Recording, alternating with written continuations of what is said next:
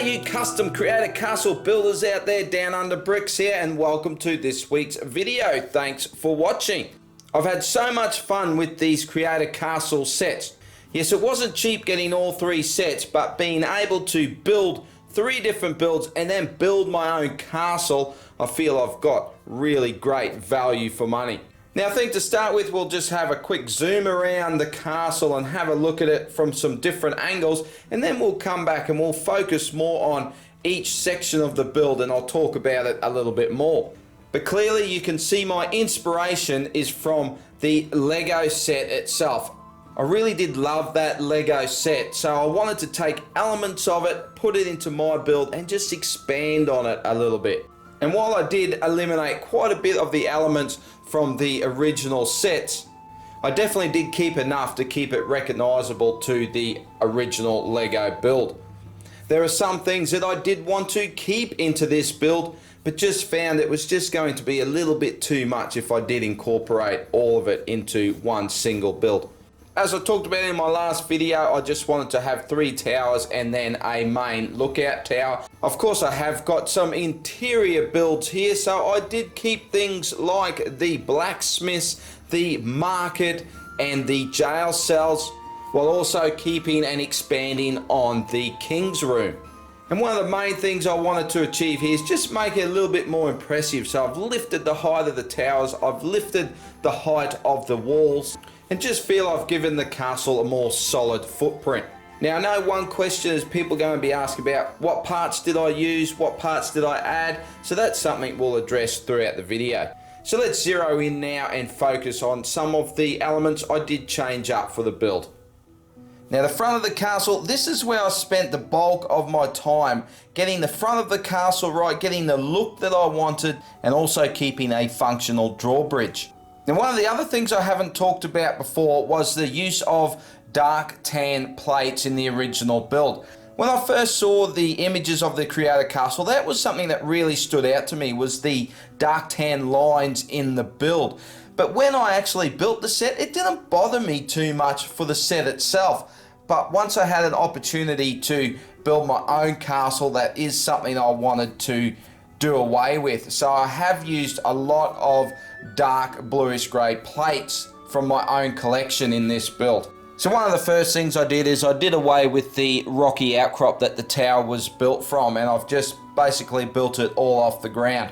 And you can see that I really just did take the inspiration for this front of the castle from the main section of the Lego set. I did lift the height of the towers and I did increase the size of the building. And I did change the look of it by using design elements from other section of the builds in the Lego set. The other thing people didn't like was the overuse of these wall element pieces. Now, I did try to eliminate them in my build as much as possible, but I did have to use some just to keep using parts from the build. So I've tried to hide them behind these flags. Speaking of the flags, I did change the color out of the flags from red to blue, and I think that just suits the build a little bit better.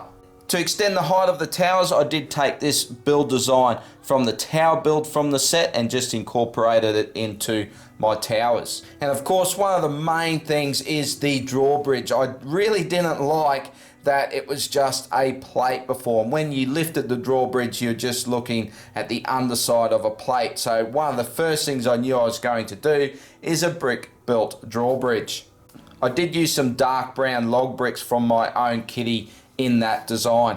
And of course, it is functional. And to help me eliminate the use of those wall element pieces, I did use some masonry bricks from my own parts. And looking at the inside, it is all quite open. Not a lot of detail in there. You can see the working mechanism for the drawbridge.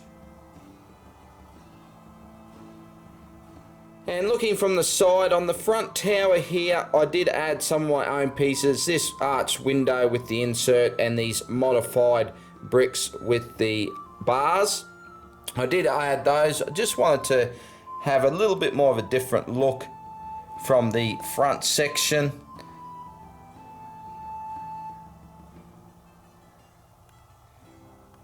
And this is where I started to add some of the rocky builds here. So I'll just give you a quick peek around the back. You can see on that back corner I've done a lot more over there, but just started to use some of those pieces here.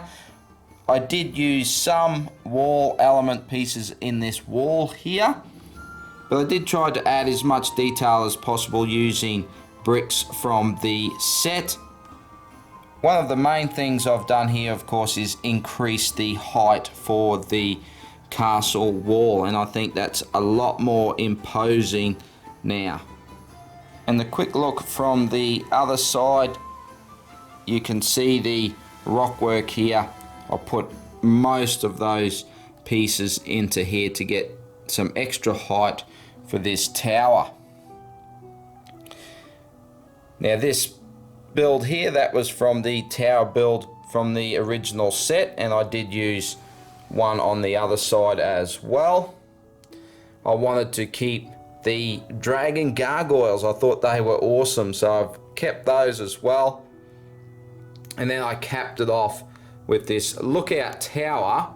Again, that was straight from the Lego build.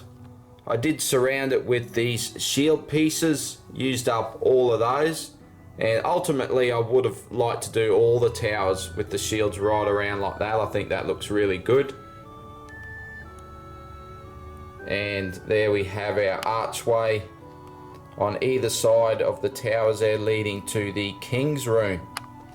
Now this is going to be very hard to show and get my camera in here, but I did try to add as much detail as I possibly could into the King's Room and have a balcony coming out to overlook the castle.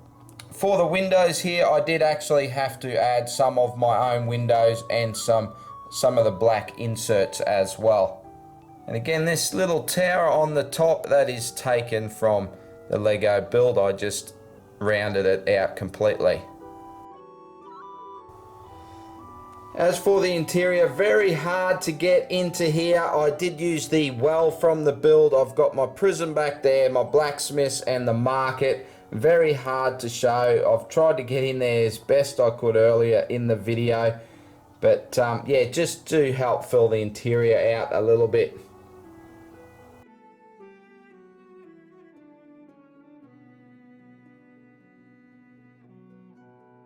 And from the back, I did add a little bit of detail into the back, but it's quite messy as well, but it's not something you're really going to be looking at. I did keep the little wizard's room in the tower, and I kept that exposed just so you could see that.